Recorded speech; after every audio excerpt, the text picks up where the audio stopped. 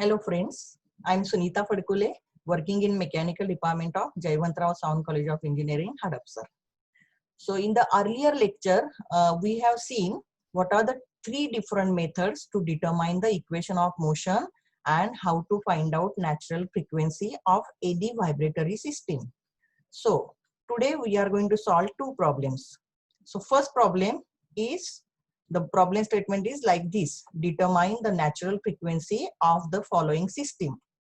Usually in this undamped free vibration, the problems are like this only. The system will be given to you and you are supposed to determine the natural frequency of the system.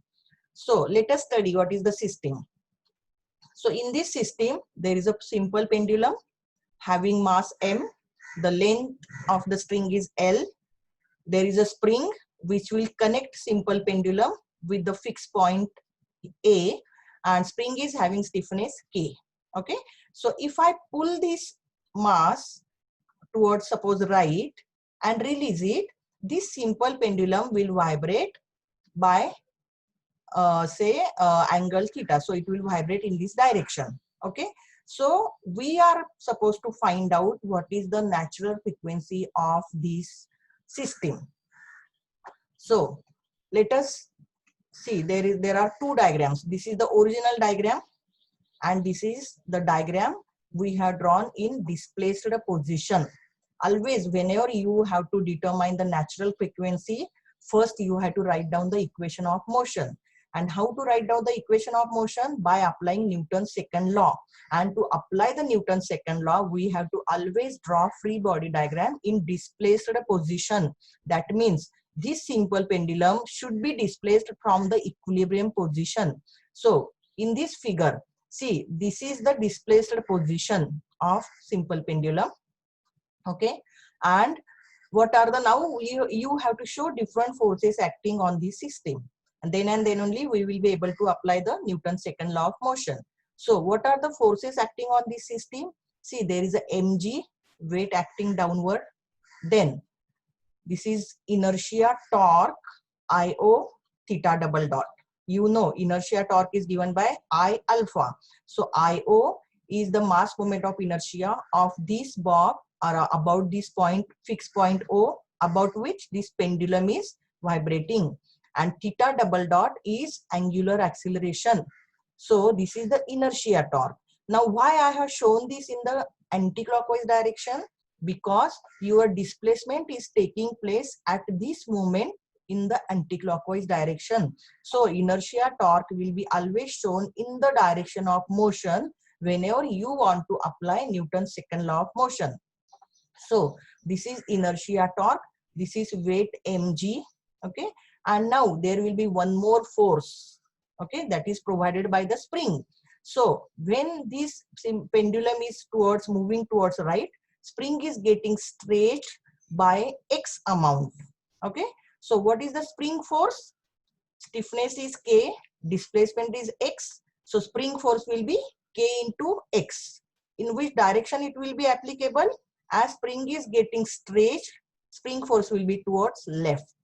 Okay, so now as this is the angular motion, vibrations taking place by angular motion, here we have to consider moments or torques. Okay, so this is your applying Newton's second law of motion. Okay, what is it?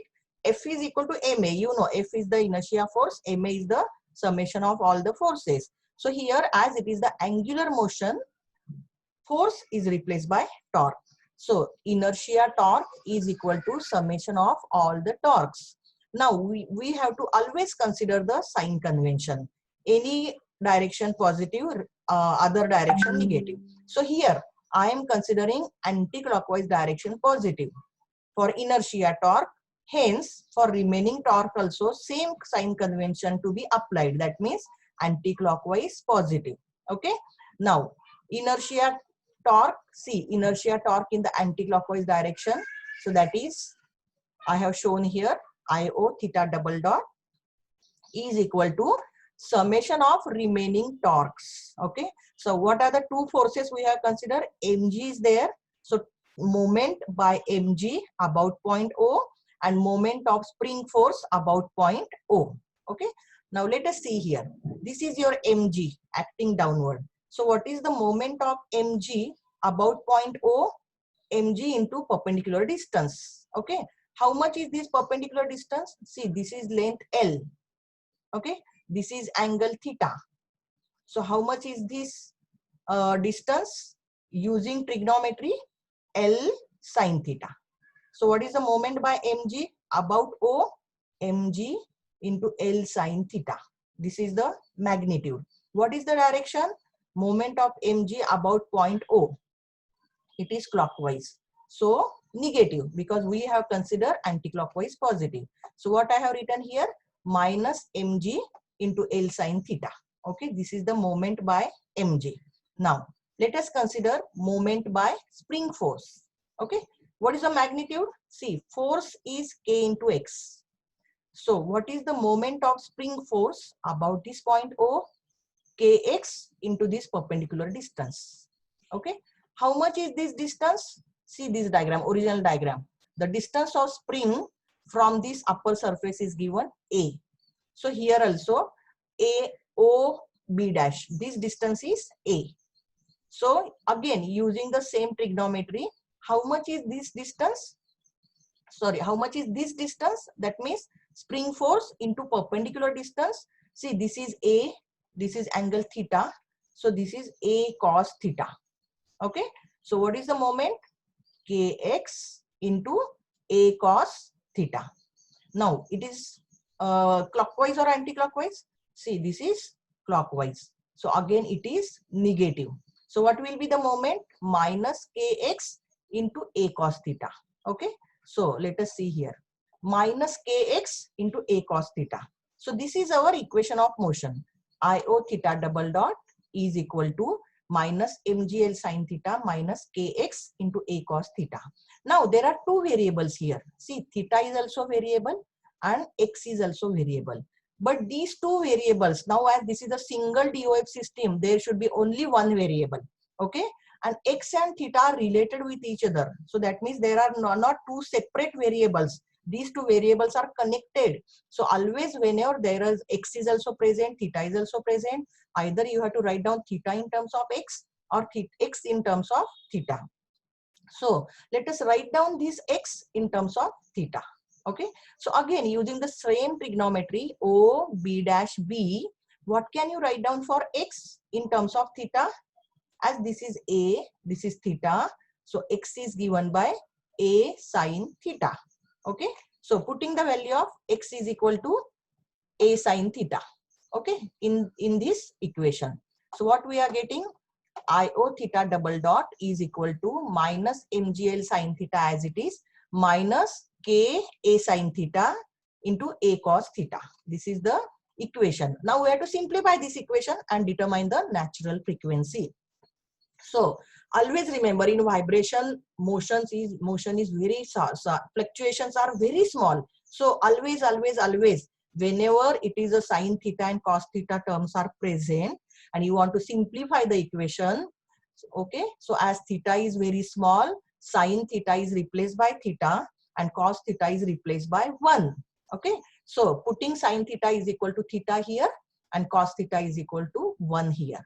So IO theta double dot is equal to minus mgl theta minus k, this A into A square, and sine theta is theta because cos theta is 1. So our equation is, take these two terms on left hand side. Always equation of motion is always written in terms of mx double dot plus cx dot plus kx is equal to 0. Right side is always 0. So all the terms you take on left hand side. IO theta double dot plus mgl theta plus ka square theta is equal to 0. So if you want to write down this equation in terms of simple harmonic motion, what is the motion? Equation of motion of simple harmonic motion? X double dot plus omega square x is equal to 0. So the coefficient of x always gives the square of natural frequency. So write down this equation in the same fashion, that means in terms of SHM. So IO, where IO is what? ML square. This is the mass moment of inertia of bob about point O. ml square. So put the value of IO. ml square theta double dot plus, take this common, theta is common. So mgl plus ka square bracket complete into theta is equal to 0. Okay. So write down in this format, theta double dot plus this ml square you have taken here. So mgl plus ka square upon ml square into theta is equal to 0. So this is your equation of simple harmonic motion. What is it? X double dot plus omega n square into x is equal to 0, which we have seen in the earlier lecture. So what does this term represent? This represents natural frequency of the system with which pendulum vibrates when it is connected with the spring. So omega n is equal to square root of this term, that is mgl plus ka square upon ml square. Okay. So this is the natural frequency of the system. Now my question to you is, if the same spring pendulum system made horizontal, that means if we rotate it by 90 degree, whether the system will vibrate with the same natural frequency, whether you get the same equation for natural frequency, this is the question for you, or will it change? Okay. So this is our system, and if I made this system horizontal, rotate by 90 degree, whether natural frequency remains same or not. Okay. So let us see the answer of this one in the second problem. Okay, this is our second problem. So what is the statement? Determine the natural frequency for the following system. So same system I have considered, K is same, M is same, L is same, A is same. What is the difference then? Just I have rotated this system by 90 degrees. So in the earlier problem, pendulum was vertical. Here it was horizontal and spring is vertical. Okay. So let us see what answer we will get, whether same or different frequency. So again, you have to follow the same method. Remember, actually these problems are very easy. There is typical procedure is there. First, you have to draw the free body diagram in the displaced position, then show all the forces. Okay, then write down, apply Newton's second law of motion, write down all the forces or torques there, and write down the simplify the equation in terms of SHM, equation of motion of SHM. There you will get the natural frequency. Okay. So let us again draw the free body diagram in displaced position. So see here now, as pendulum is horizontal, say for example at any instant t, I have pulled this pendulum downward, okay, by angle theta.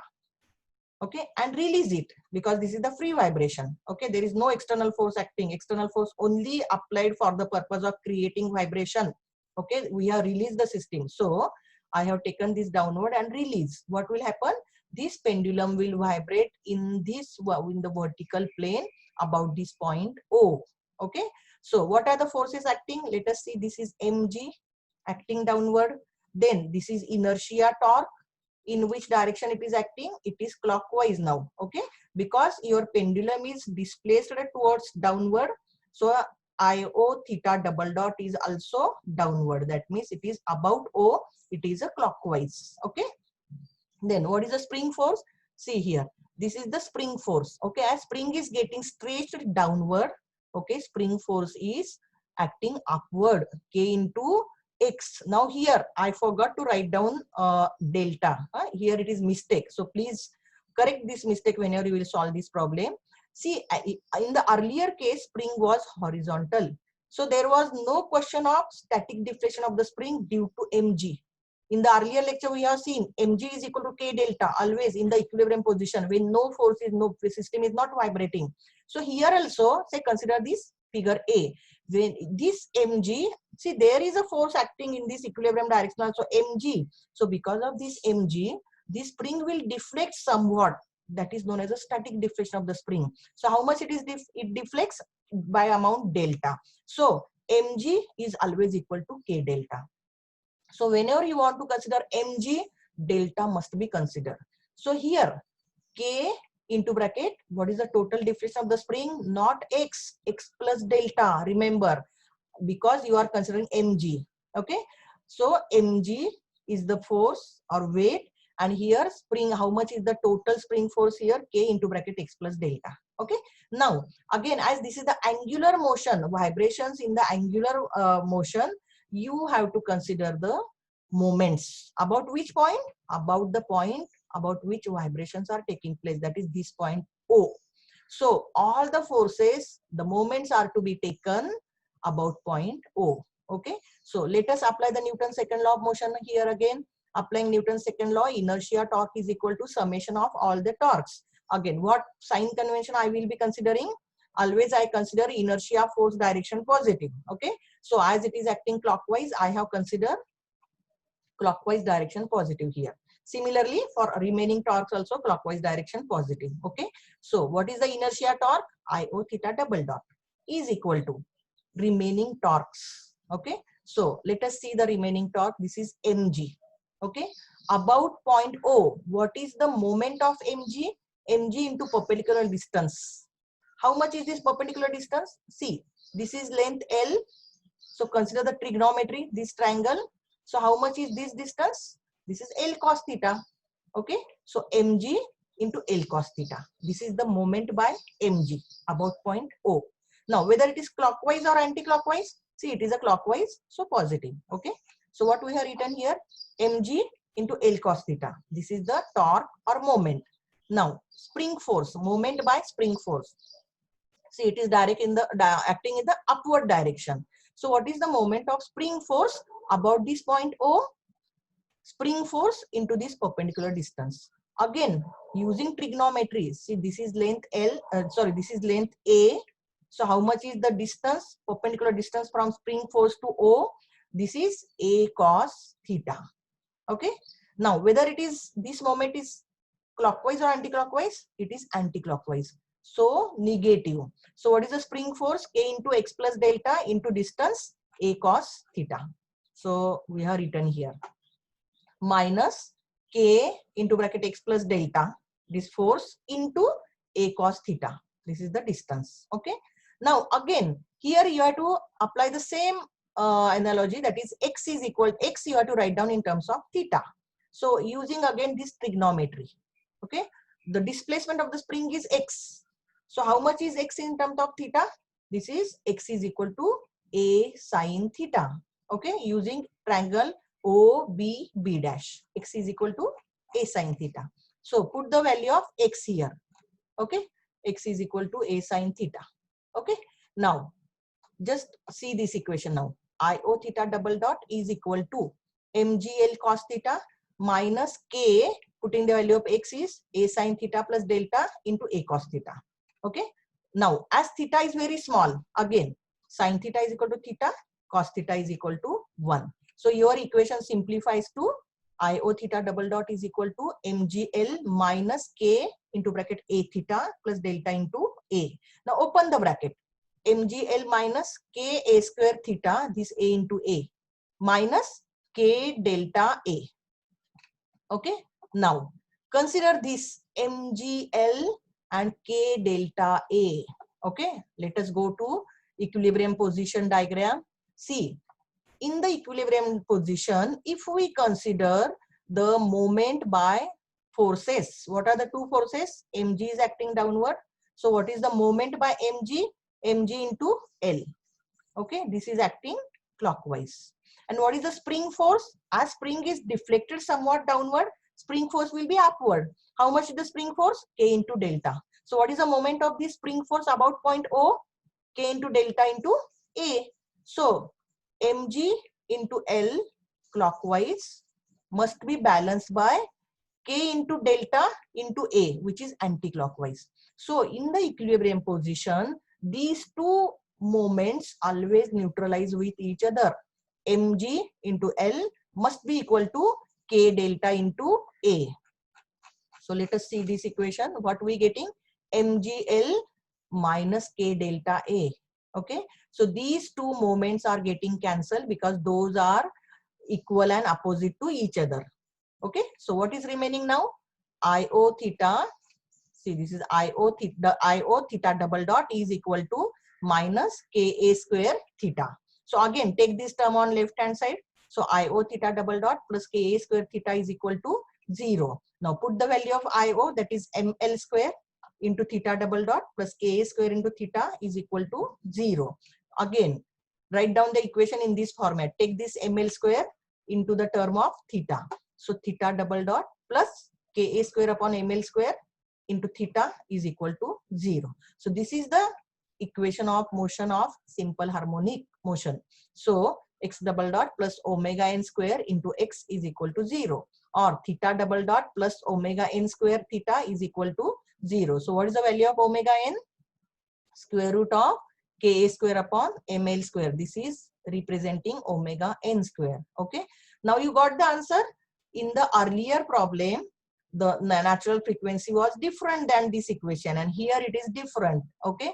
So that means if you change the configuration of the system, your natural frequency will change. Okay, because here the spring is vertical. In the earlier case, spring was horizontal. So natural frequency of the, because see, if you remember the equation of motion we have derived in the earlier lecture.